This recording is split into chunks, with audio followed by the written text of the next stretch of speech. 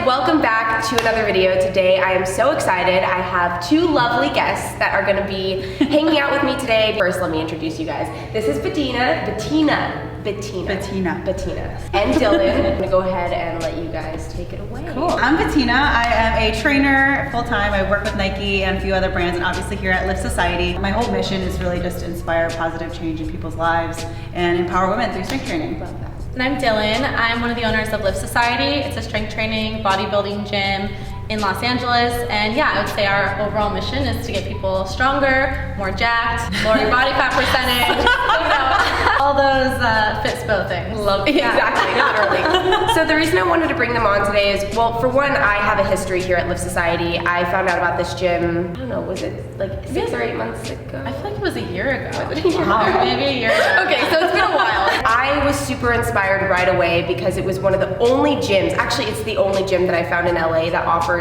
a class setting, but it's focused on strength training. That's so rare to find out here because a lot of them focus on yoga or like high intensity workouts, which they do have here, but to find a gym that also has classes like 5x5 and flex and glute, which are really primarily strength focused, it was really awesome and inspiring to me, and I couldn't believe when I found it. So I'm currently doing the 6-week women's strength program, and it's been really good for me because, as you guys know, I constantly have my ups and downs, and these two have really played a huge role in me getting back into it and feeling like this is something that I can maintain. So we're just gonna kind of do like a quick little interview, and I'm gonna try and address some questions that I think you guys would have, and hopefully we'll have some helpful information. And then after, we'll be doing a mobility routine, which all of you guys need to implement because I know some of you guys are not doing that, and some home workout tips for you guys. So first question for you guys is gonna be, what are some accomplishments that you're proud of mentally and physically? My background initially into fitness was Pilates, yoga, I would go hiking, and it was very low impact. Yeah. And I was happy with that. I really didn't have any problems with it, but my husband is very strength and conditioning focused. Right. And he would always be like, babe, you gotta deadlift, babe, you gotta squat, babe, you gotta use a barbell. And I was always just like, no. I like had back pain, and I was like a dancer, and I was just like, I just had no, absolutely zero interest. After years and years and years of him basically just pestering me, dragging me to the gym, putting me through workouts,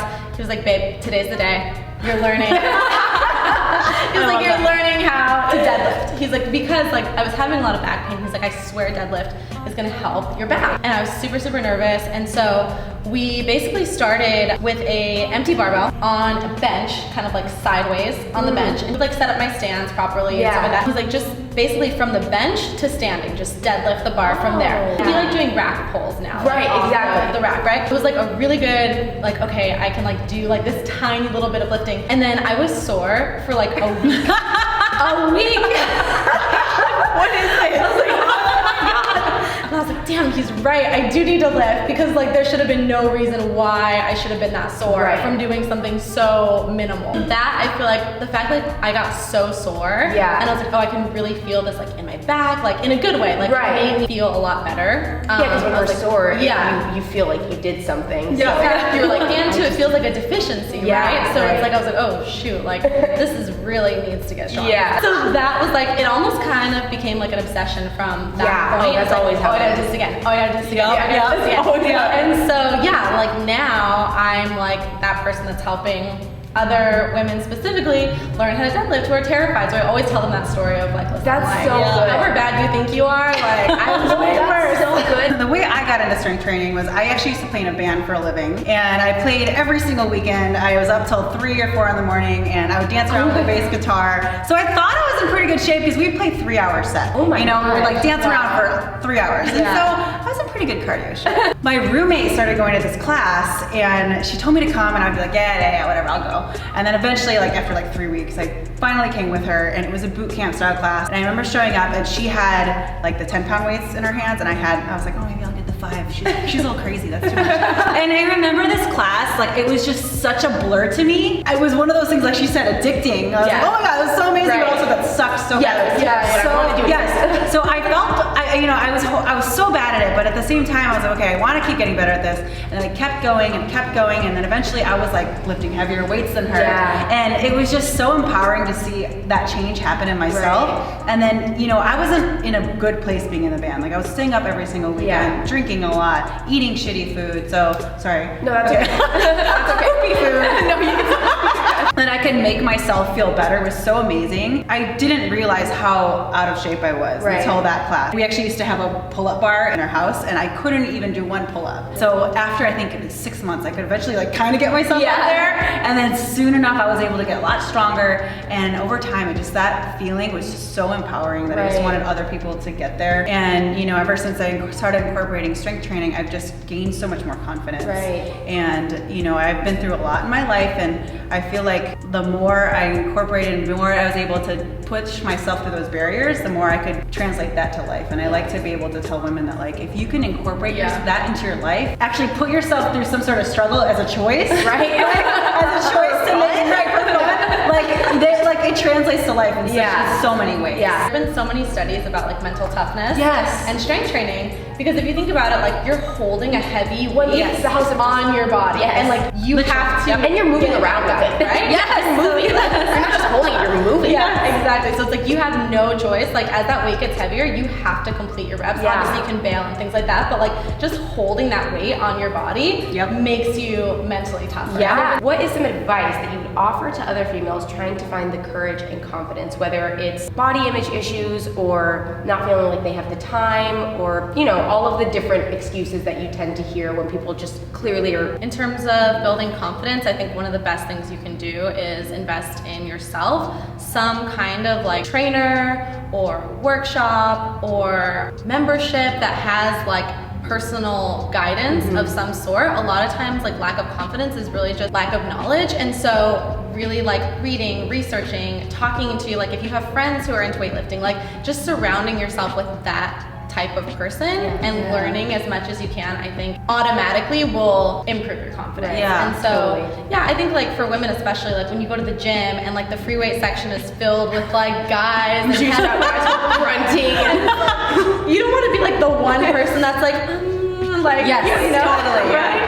And so I feel like if you can go into that situation knowing what you want to do and being confident about it, even if it's just a few exercises at first, then you can like build off of that. I think that's perfect. Something I really love here is you have an array of people that are either extreme beginners or actually just super athletes. And they all come into the class. So there's never a time, I feel like I fall in the middle, like I know good form, but I'm not here like doing 5,000 jumping jacks and like, what's next?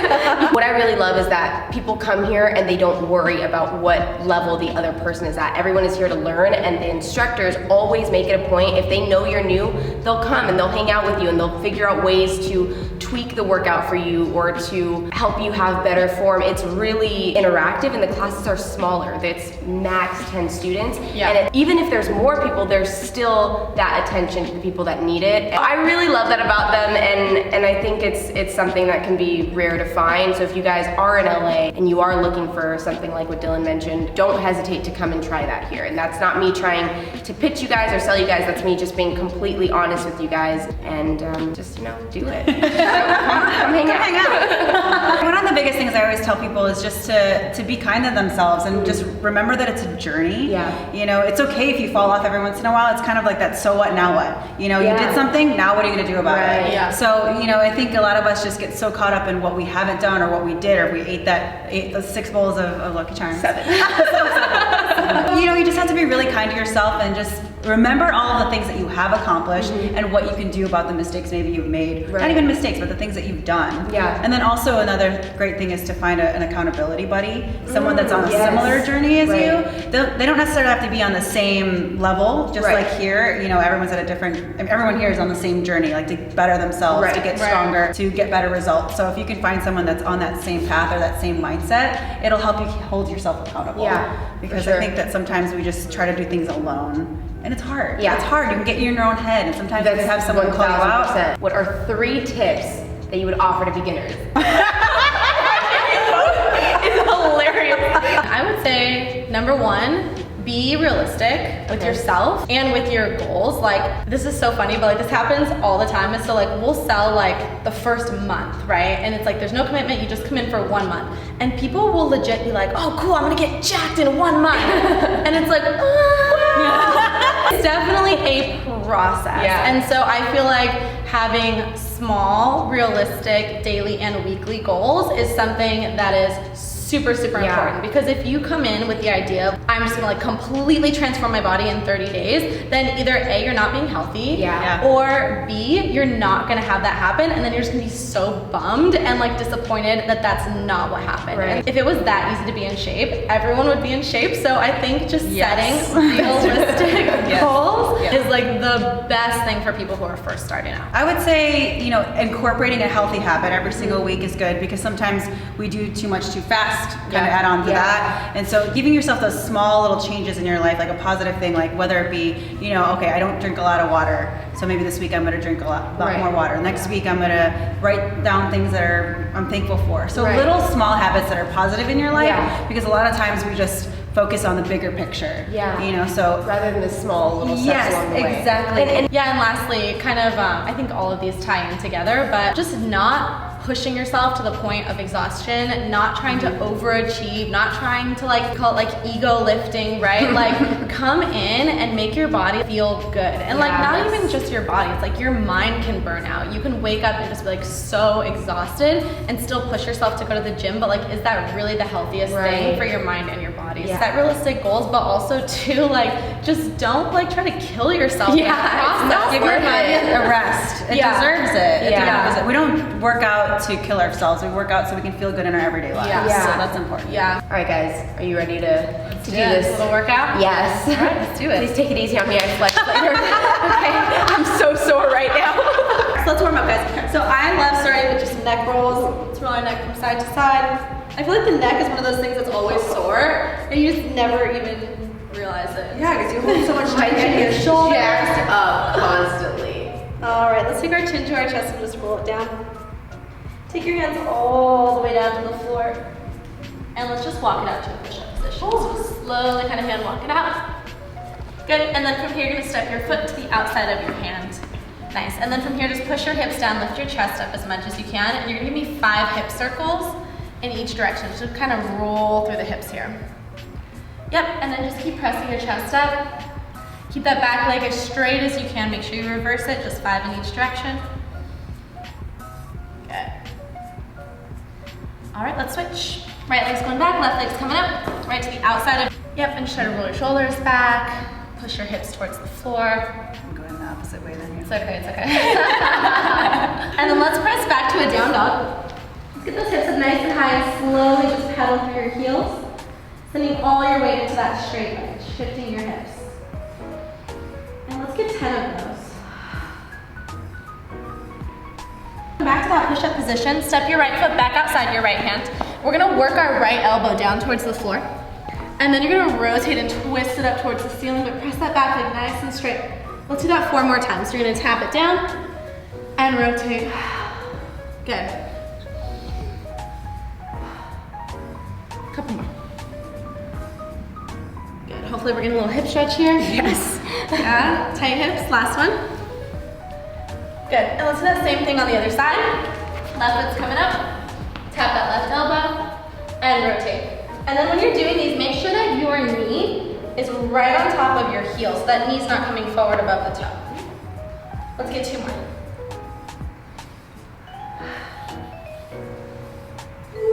There we go. All right, we're gonna go back to that down dog. We're gonna walk our hands all the way back to our feet.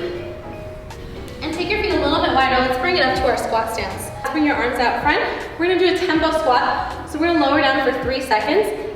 Just making sure we get our hips below our knees and then an aggressive drive up. Good, and let's do that, I don't know, 8 to 10 times. My hips are sore. I know. And Jasmine has the best squat. She's such a little power lifter. Weight is back in the heels. 1 more, and we're gonna sit at the bottom. So when you get there, bring your elbows to the inside of your knees, drive those knees out, and we're just gonna rock from side to side. Last little hip stretch before we get into our workout. Try to keep that chest up nice and tall. All right, drop your hands, stretch your hamstrings 1 last time. I'm sweating already. Oh yeah, she's too. All right, work hard. Awesome. I'm so sore. All right, let's do it. We're gonna use some bands. Okay. Okay. And what's great about the movements that we're I'm about to show you, this could either be a workout that you can do on your own, or you can actually just do it as a warm-up for squats, deadlifts, all that good stuff. So if you only have a band at home, this is a great way to get a good booty workout, but also if you're going to lift, this is a great warm-up to activate your hips. So we're gonna take the band first and just bring it right around the ankles. Back stays flat, nice athletic stance. I don't want you to go any more narrow than your hips. We're gonna step to the right 5 times, then we'll step to the left 5 times, keeping your knees and toes pointing forward. So remember, never go any more narrow than your hips. 5 times one way, then go 5 times coming back. And then we're gonna do that 2 times going each way. Oh my goodness. Need a lot of work. There we go. Nice and easy. Same thing, I want you to walk to the right 5 times, walk to the left 5 times. Perfect. Look at them. Perfect form all around. Now we're going to keep our feet grounded. And if you need to, once again, put your hands on your booty, or you can just, just hang out here. You're going to bring one knee in and then drive it out. One knee in and drive it out. So you should really feel it in the knee that's moving. Yeah. Good. We're going to go 15 on each side. Yeah. This is the one where I often see people with weak hips moving their feet. Yeah. And not using their hips. So be cognizant of that. Look down, make sure your feet are grounded when you're doing this and not rolling in, but really using the back of your hip here. Perfect. Yeah, 15 each side. Oh my God, guys, this actually really burns. This is not some cute band workout. This really hurts. Now we're gonna do just like we did earlier with the squat. Same thing. We're just gonna sit back, but now I really want you to think about driving your knees out and then stand up nice and tall, nice and quick. So let's get 10 of those. Yeah, make sure you really squeeze at the top. Really sitting back into the hips. Look at these perfect squats. It's a good squat. Take note. Go, we got 10 of those. I wasn't counting. Let's see. 9. Perfect. I wasn't. Last one. And 10. Good, and now we've got one more. We're gonna lay on our back, keeping the band where we are. We're just gonna do the same thing. We're gonna bring our hips up, hold there for a second, and then bring it back down. So something that I really want you to think about when you're doing this, make sure you're not pushing through your lower back. Ladies especially, we have very flexible lower backs, so oftentimes if the glutes aren't engaged, which at this point they probably are, but if they're not, sometimes you're gonna wanna push up through your lower back. So be very cognizant of it, keep the core tight. We've got 15 to 20 of these. Have you been counting, Dylan? I forgot this time. I was gonna say 14. 15. I always say when I go to class, I'm always like, if you weren't counting, just do 4 more. We're gonna have one more movement. Now a little more core engagement with the booty. We're going to keep our knees at tabletop position. And we're going to hover them right above the ground. And we're gonna go opposite knee, opposite hand, bringing it in. So lateral bear crawl, 5. So very similar to what we did, moving side to side, but we're hovering the knees off the ground. So make sure your booty's not in the air. Right here. You guys go to the left. Oh, you guys are. I'm already out of breath. I think I'm doing these right. Good. So 5 each direction, and then go there. I'll do it twice. I wasn't counting either. Oh my God, that's so good. Yeah. All right. There we go. So, as I mentioned, that's a great workout to do on its own. You can do it 3 times through. I was gonna say, yeah, we're just doing it a few different times. 4 times through, or you can just do it before you're about to do a heavy lift. I love it. So guys, this is gonna conclude this workout video with both Betina and Dylan. I really hope you guys enjoyed it. If you did, make sure to give the video a thumbs up. Go show some love. I'll have their Instagrams linked below. I'll have the business in the description box as well. If you're in LA, come hang out, come do a workout with us. If you want to see more videos with them in the future, make sure to like the video and comment below what you'd want to see next, because we can totally make that happen again. All right, thanks guys so much for being here.